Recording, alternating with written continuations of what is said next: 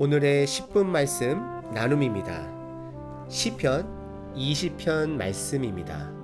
우리들은 삶 속에서 남편이, 아내가, 자녀가, 직장 동료들이 내 요청에 빨리 즉각 반응해 주기를 원하면서 살아가고 있습니다. 하지만 저희들이 나는 다른 사람들 요청에 즉각 반응했는지를 돌아봐야 합니다. 더 나아가 삶의 어려움이 닥쳤을 때에 우리들은 하나님께 도움을 요청하고 하나님의 반응을 기다립니다.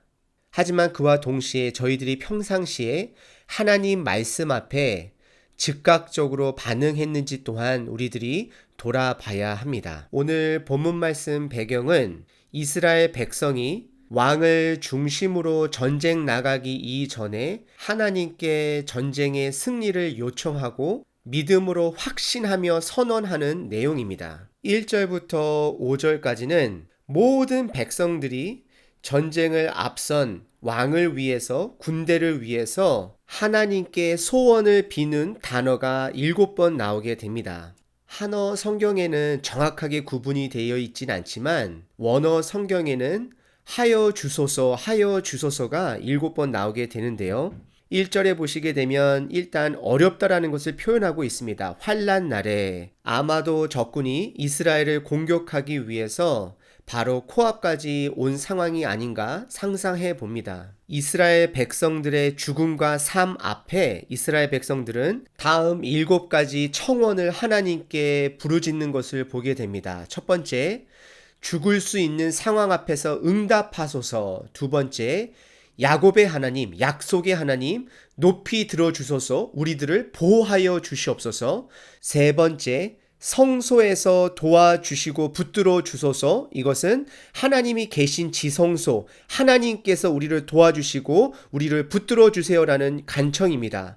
네 번째, 나의 예배, 소제와 번제를 이야기하는데요. 나의 예배를 기억하소서. 소제는 자율적으로 드려지는 곡물 예배입니다. 내가 자율적으로 하나님께 감사와 은혜를 드렸던 것을 기억해 주시고, 번제, 온전히 하나님께 드리겠습니다. 온전하게 태워서 하나님께 올려드리겠습니다. 내 삶을 온전히 바치겠습니다 하는 것을 그 저의 결단들, 저희들의 예배들을 소제와 번제를 통해서 기억하소서.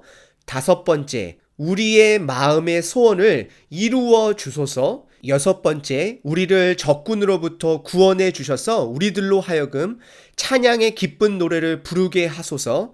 일곱 번째, 지금 우리가 드린 이 모든 청원의 기도들을 하나님 들어주시고 응답하여 주소서라고 간청하고 있는 백성들의 염원이 담겨 있는 기도입니다. 이 기도문은 2가지 반응으로 요약할 수 있는데요. 첫 번째는 하나님의 반응, 두 번째는 우리의 반응.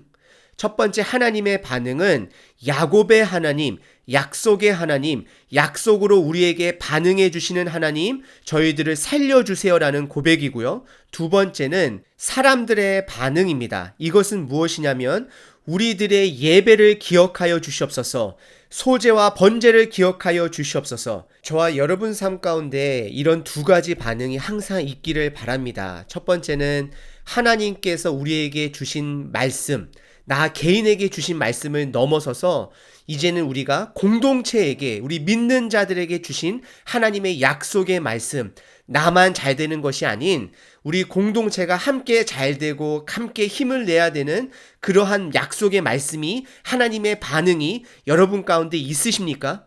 두 번째는 우리 공동체의 반응입니다. 순종입니다. 이 2가지 반응, 하나님의 약속의 말씀, 우리의 예배, 이것이 저희들의 삶 가운데 있기를 바랍니다. 그리고 6절은 우리에서 나로 바뀌게 되는데요. 6절 중반에 보시게 되면 이제 내가 아노니, 1절서부터 5절까지는 우리가 너희로 말미암아 우리 하나님의 이름을 우리의 깃발로 세우리니, 이렇게 우리를 강조했지만 이제는 6절에는 내가 아노니라고 이야기를 하면서요. 즉 전쟁을 나가기 이전에 예배를 드리면서 제사장이 선포하는 내용입니다. 승리를 선포하는 것이고 축복을 선포하는 내용입니다. 여호와께서 자기에게 기름 부음 받은 자를 구원하시는 줄 이제 내가 아노니 그의 오른손에 구원하는 힘으로 그의 거룩한 하늘에서 그에게 응답하시리로다 라고 믿음을 베이스로 한 축복을 선포하는 것을 보게 됩니다. 저희들의 믿음은 성장하는 믿음이 돼야 합니다. 성장하지 않는 믿음은 죽은 믿음일 수 있습니다. 믿음이 성장하기 위해서는 하나님의 약속의 말씀 앞에 즉각적인 작은 것이라도 우리 삶에 응답함이 있어야 됩니다. 그렇게 하면 우리의 능력이 아닌 하나님께서 일을 행하여 주심으로 하나님의 능력을 바라보게 되고 그것을 경험함으로 다음에는 더 큰 믿음을 가지고 하나님께 순종할 수 있는 성장해 나아가는 우리들의 믿음을 볼 수 있습니다. 우리들의 믿음이 성장하기 위해서는 하나님 말씀 앞에 즉각 응답해야 합니다.